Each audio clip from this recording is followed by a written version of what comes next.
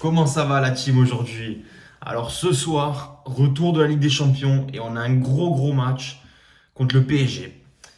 Gros match au Montjuïc. D'ailleurs, c'est le dernier match qu'on va jouer au Montjuïc parce qu'à partir de ce week-end, on va retourner au Camp Nou.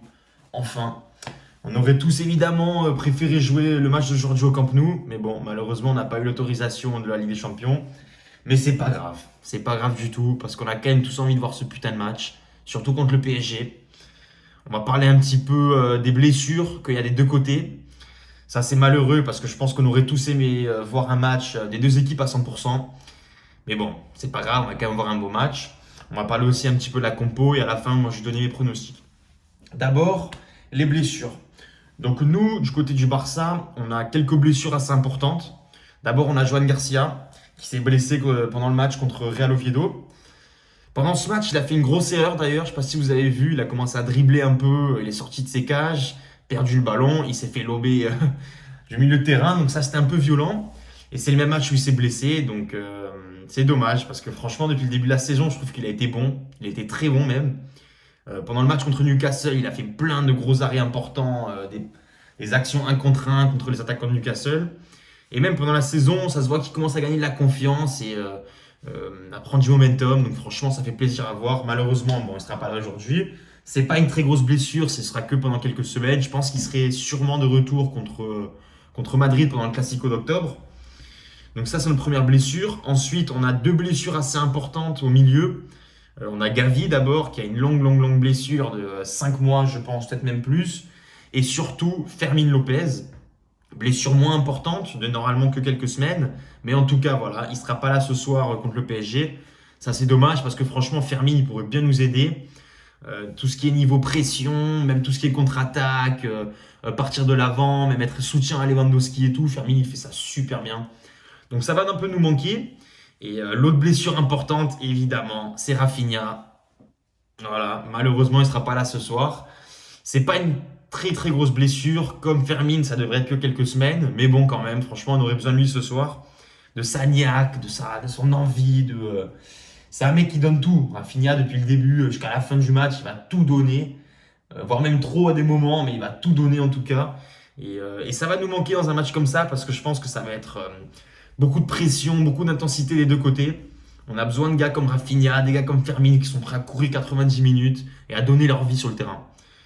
Ensuite, du côté du PSG, parce que eux non plus, ils sont pas du tout épargnés. Vous allez voir, c'est limite pire chez le PSG.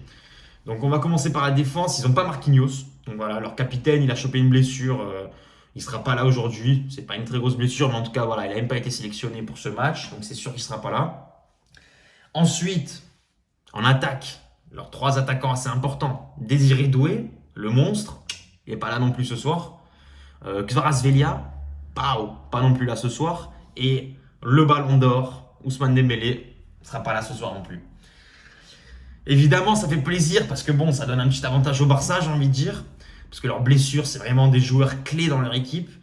Mais bon, d'un côté, honnêtement, j'aurais bien voulu voir un match à 100% des deux équipes, quoi. Pour eux et pour nous, avoir tous nos joueurs types et montrer vraiment notre style de jeu sur le terrain et que le meilleur gagne. Mais bon, on n'a pas eu ça, on n'aura pas ça. On aura quand même un putain de match de haute intensité, évidemment. Luis Enrique, il a aussi dit que ce sera l'équipe qui contrôlera le milieu le mieux qui remportera le match. Je suis d'accord avec lui. Et en parlant de ça, bon, c'est vrai qu'on n'a pas Fermin, mais bon, on a quand même nos deux piliers du milieu, les Pedri et les Frenkie de Jong. Ils sont en pleine forme, ce match contre Newcastle, ça a montré au monde entier que ces deux milieux, franchement, je ne sais pas s'il y a une meilleure paire, là aujourd'hui dans le monde du foot, je ne sais pas s'il y a une meilleure paire de milieux. Donc voilà, donc ça fait plaisir. Ensuite, donc là pour la compo, donc on va regarder la compo du Barça.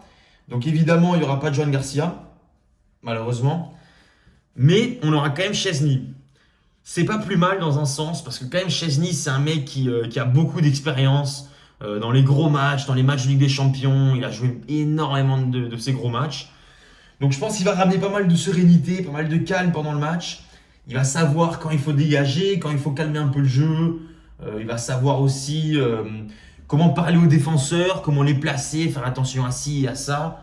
Donc je pense que ça va être bon. En défense, donc on a Enfin, on n'a pas Baldé. Baldé est revenu de blessure, mais bon, ça fait quand même plus d'un mois qu'il n'a pas joué. Donc je pense pas qu'il va revenir aujourd'hui en tant que titulaire. Je pense qu'il va sûrement commencer sur le banc. Donc on va voir Gérard Martin qui franchement a bien remplacé Baldé les dernières quelques semaines. Bon, évidemment, il n'a pas son niveau, il n'a pas sa rapidité, il n'a pas son efficacité en attaque, mais en tant que défenseur gauche, franchement, il fait le taf. Je trouve que tous les matchs, il est un petit peu mieux, un petit peu mieux. Niveau défensif, il fait de moins en moins d'erreurs, donc ça aussi, ça fait plaisir à voir. Et en attaque aussi, il aide pas mal. Quand il a joué avec Marcus Rashford là récemment, ils ont bien joué ensemble. Euh, je dirais pas du tout qu'il est meilleur que Baldé, évidemment, mais franchement, ça fait plaisir de voir qu'on a un remplaçant qui peut tenir la baraque quand il faut, si besoin. Ensuite, à droite, moi je mettrais Jules Koundé. Je sais pas pourquoi il a pas trop joué récemment en tant que titulaire, les ses premiers 10 matchs que le Barça a joué. Il a pas de blessure, il est en pleine forme. En plus, le match contre Sociedad, il a marqué le 1-1, le but pour égaliser contre Sociedad. Donc franchement, c'est un mec qu'on a besoin de lui. Je pense qu'on a besoin de Koundé, surtout quand il y a Lamine Yamal.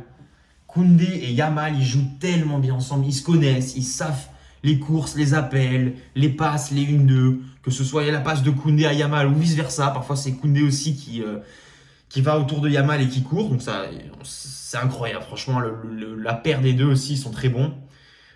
Au centre, il y a un peu plus de questions. Bon, Koubarsi, indiscutable, on est tous d'accord que Koubarsi va commencer le match, mais qui est-ce qui va l'accompagner?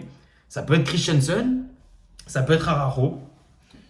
Christensen, c'est quand même un gars très calme, plus calme que Araujo, on est tous d'accord.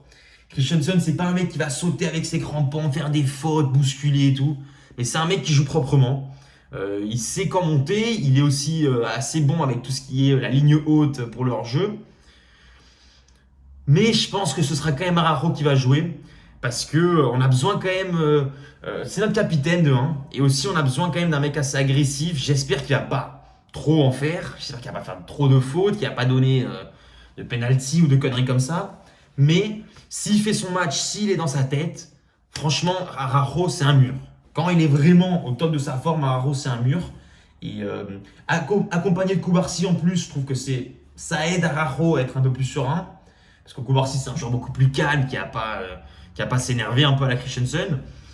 Et donc voilà, moi c'est mes 4 défenseurs. Voilà, Martin, Koubarsi, Araujo et Koundé. Ensuite le milieu. Évidemment, le milieu, il n'y a pas de question, je pense. Ça va être Pedri, Frenkie de Jong. Euh, ces deux, voilà, quoi d'autre dire que ces deux sont des monstres. Ces deux sont des monstres. Comment ça? Frenkie de Jong, cette année, il remonte à son niveau de Ajax, à son vrai niveau, un des meilleurs milieux du monde à sa position. Pedri, même pas j'en parle, le mec. À chaque fois, même les coachs de l'équipe adverse, à chaque fois, ils disent que Pedri, c'est un magicien, que Pedri contrôle le jeu. Si Pedri a un bon match, Barça va gagner. On est tous d'accord. On est tous d'accord avec ça. Pedri, c'est un Iniesta. Franchement, là, il commence à. C'est pas un potentiel Iniesta. Non, c'est un Iniesta. Ce qu'il fait, c'est vraiment incroyable. Pedri, en plus, même s'il est tout jeune, il a commencé à avoir de l'expérience dans ses grands matchs. Ça fait 5 ans maintenant qu'il joue au Barça. Donc voilà, il commence à vraiment savoir ce qu'il fait. Il n'a pas trop de pression quand il y a des gros matchs comme ça et tout. Ça fait plaisir. Ensuite, l'autre milieu, le milieu offensif. Malheureusement, on n'aura pas Fermin Lopez. Donc ce sera sûrement Dani Olmo. Dani Olmo, c'est bien. Franchement, c'est un joueur, évidemment, on voit tout sa qualité tactique. Avec le ballon, il sait ce qu'il fait, ses contrôles, ses petites passes, ses talonnades, il fait très très bien. Mais j'ai envie de le voir un peu plus offensif. J'ai envie de le voir faire des passes D, j'ai envie de le voir marquer des buts quand il faut. En début de saison l'année dernière, quand on l'a récupéré, il nous a beaucoup aidé à marquer des buts quand, si besoin, à trouer un peu la défense avec ses dribbles et tout. J'aimerais bien le voir faire ça, lui donner un peu de coup de main à Lewandowski ou à Ferran Torres, un peu comme fait Fermin Lopez. Fermin Lopez, parfois, il monte, il marque des buts de la tête ou il marque des buts en tirant de loin et tout. J'aimerais bien voir Dani Olmo faire la même. Donc voilà, le milieu, ce sera E3, je pense. Ensuite, l'attaque, Lamine Yamal est de retour. Ça fait du bien, les gars. Il a joué déjà, je crois qu'il a joué peut-être une demi-heure le dernier match contre Real Sociedad. Dès qu'il est rentré, dès 1 minute, il a fait une passe décisive, but 2-1. Et voilà, le match est fini sur 2-1. Ça montre que ce mec, c'est pas une blague. C'est du sérieux, Lamine Yamal. C'est pas un mec d'une saison, peut-être, on sait pas.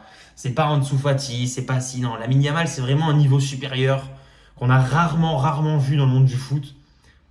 Ça me fait plaisir. Et franchement, honnêtement, j'aurais bien aimé voir Dembélé aussi qui joue, parce que c'est un peu le clash entre Dembélé et Lamine Yamal avec les questions du Ballon d'Or et tout. Bon, malheureusement, il n'y aura pas de Dembélé, il est blessé, malheureusement pour lui. Et ça va être quand même un gros match. Je pense que Lamine Yamal, il va aussi avoir un gros clash avec Nuno Mendes, l'arrière-gauche du PSG. Nuno Mendes, c'est un des meilleurs arrière-gauche du monde aujourd'hui. Et c'est un mec qui est très rapide, c'est un mec qui est très intelligent dans son jeu, très vif sur les pieds, tu vois, hop, très vif.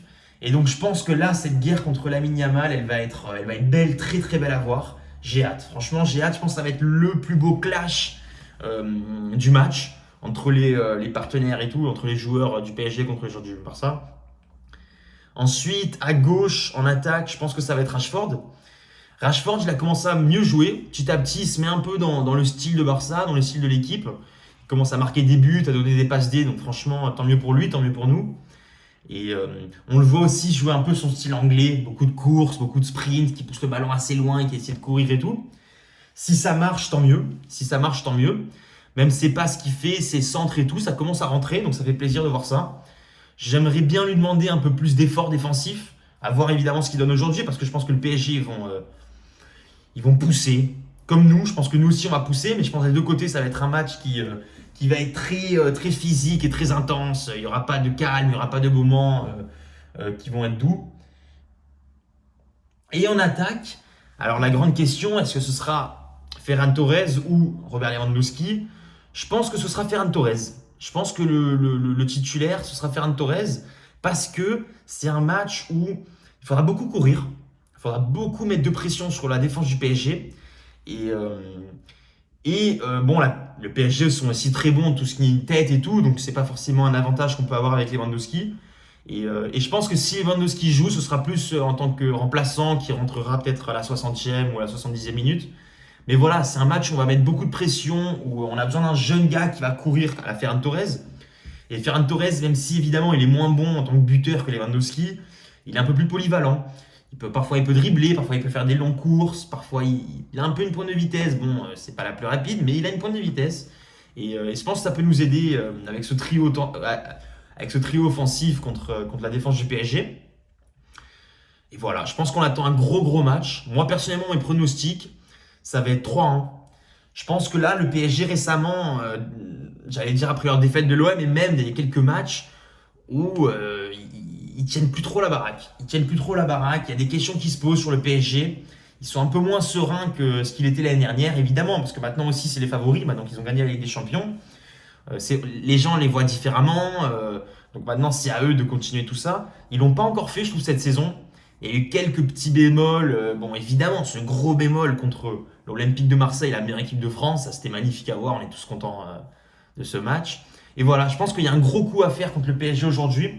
Non seulement parce que leur mental est un peu chamboulé, mais aussi parce que, comme on a dit, ils ont beaucoup de blessures de joueurs très importants.